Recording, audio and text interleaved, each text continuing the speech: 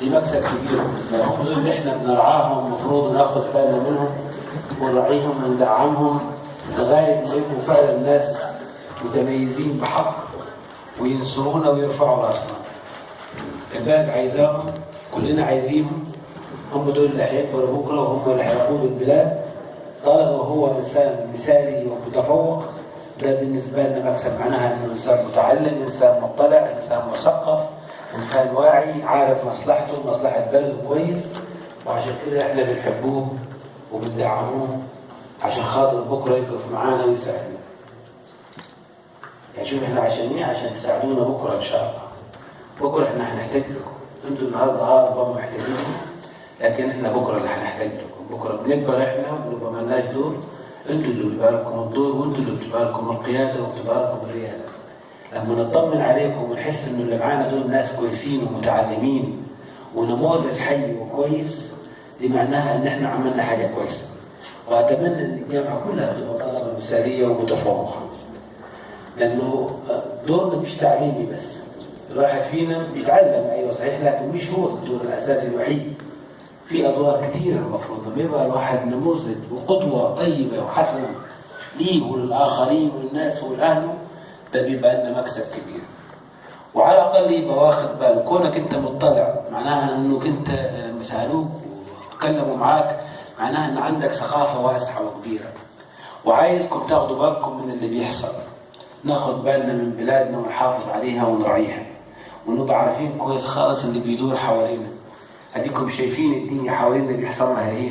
الدنيا بتنهار بسرعه وبتداس الناس لو مؤاخذه، يعني بيدسوها وبتروح ومش عارفين يروحوا فين في عز البرد ده وفي عز الشتاء، والناس مش عارفه تروح فين.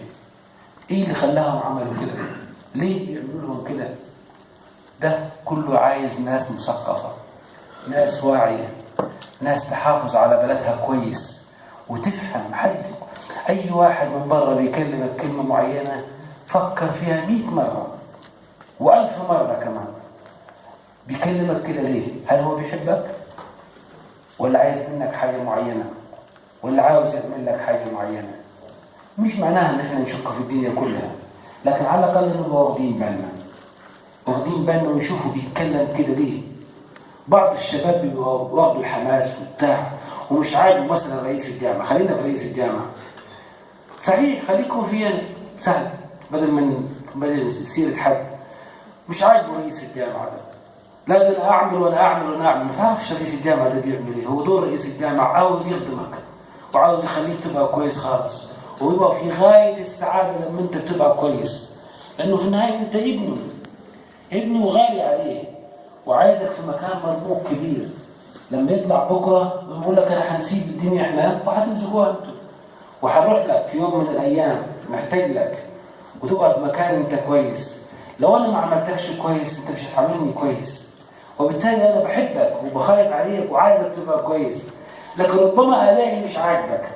ادائي ده ليه حسابات كتيره انت ما بتاخدش بالك منها كمسؤول. يعني في حاجات كتير احنا حوالينا رئيس الجامعه بيشوفها انت ما بتشوفهاش.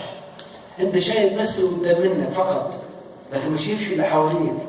هو شايف وعارف، وبالتالي عشان يحافظ عليك بيضطر ياخد قرار. القرار ده ممكن ما يكونش عاجبك انت، هو مش هو ده اللي انت عايزه، لا انت عايز كذا، لكن انت بتعرفش اللي حواليك. ليه هو اضطر ياخد القرار ده؟ خده عشان خاطر المصلحه. يبقى لازم نعي ذلك حتى من المسؤول الكبير. لما ياخد قرار نبقى عارفين على الاقل القرار ده متاخد لانه ليه ظروف. تداعيات النهارده حوالينا كبيره، اديكم شايفين احنا. يعني الشعب السوري ده دول اخواتنا، طول عمرنا احنا يكون كان علاقتنا بالسوريين زي بعض ومع بعضينا دائما، وما يهونش علينا يحصل لهم اللي بيحصل لهم، لكن حصل لهم احنا مش قادرين ندافع. واحد يقول لك الله احنا سايبينهم ليه؟ طب هل احنا نقدر؟ هل الظروف حاليا تسمح لنا ان احنا نقدر نعمل حاجه معينه؟ احسبها وشوفها. لكن ايه اللي وصل دول السوريين لكده مثلا؟ او ايه اللي وصل العراقيين لكده؟ او ايه اللي وصل اليمنيين او الليبيين؟ ليه عملوا كده؟ ليه عملوا كده في ناسهم؟ في ظلم. الدنيا كلها لازم يكون في ظلم في الدنيا. للاسف الدنيا فيها كده، وفي حاجه مش كويسه. لكن تمشي بأمور معينة نحسبها أكتر. نحسب أنا لو عملت كذا هيحصل إيه، ولو عملت كذا هيحصل إيه، أيهما أفضل لي؟ أخليها تخرب ولا أخليها تبقى كويسة؟ يعني عايز الواحد دايما يفكر. أنت كطالب مثالي معناها أنك أنت طالب فاهم كويس خالص وعارف كويس خالص وتعي الأمور أحسن من غيرك. تفكر كويس خالص، مصلحة بلدك فين؟ مصلحة ناسك فين؟ هل أنا أرضى بيتي يداس، يدخل واحد يدوسه ويبهدل اللي فيه ويعمل العمايل في والدتي وأخواتي وناسي؟ هل ينفع؟ مين فينا يرضى كده؟ محدش. ليه رضيناها على بلادنا؟ أهو دسونا، وإيه اللي خدناه؟ أو إيه اللي خدوه اللي كانوا معاهم؟ ولا حاجة غير خراب بيوتهم. خراب بيوتهم وخراب بلادهم، خربت، مش عارفين يروحوا فين، وحتى الناس مش شايلاهم.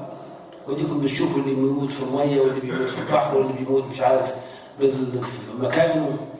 للأسف هل كل ده هو ده اللي احنا عايزينه؟ مش مستحيل. عشان كده عايزكم تاخدوا بالكم وتشدوا حيلكم. انتوا فاهمين وواعيين وكبار وعارفين. شوفوا مصالحكم فين، شوفوا مصلحة بلدكم فين. حتى لو في ظلم ندعي ان ربنا ينصرنا ويرفع الظلم عنينا، ونحاول واحدة واحدة واحدة واحدة بهدوء شديد لغاية ما الدنيا تتحسن وتتعدل. لكن الدنيا طول عمرها مين فينا طلع فينا من أول يوم طلع باشا مثلا؟ النهارده ممكن أطلع باشا بس بعد شوية الظروف تضيعني وأعيش زي أي واحد كان زمان أنا ببص عليه وأعتبر إنه ده واحد مش لاقي ياكل ويشرب، وبيحصل. أو واحد مسكين كان ظروفه صعبة جدا فقير وكانت الناس بتضحك عليه وتتريق عليه. النهارده بقى إنسان كويس خالص وباشا ومحترم. الدنيا بتدور والدنيا بتلف بمرور الوقت، بس نعيها كويس وناخد بالنا كويس. أنا كلمت شوية في السياسة بس عشان خاطر انتوا كبار وعارفين وفاهمين شوية، وخدوا بالكم وراعوا لمكانكم وراعوا لبيوتكم وراعوا لعلمكم، وفي النهاية ربنا يكرمكم إن شاء الله ويبارك فيكم. أنا سعيد بكم.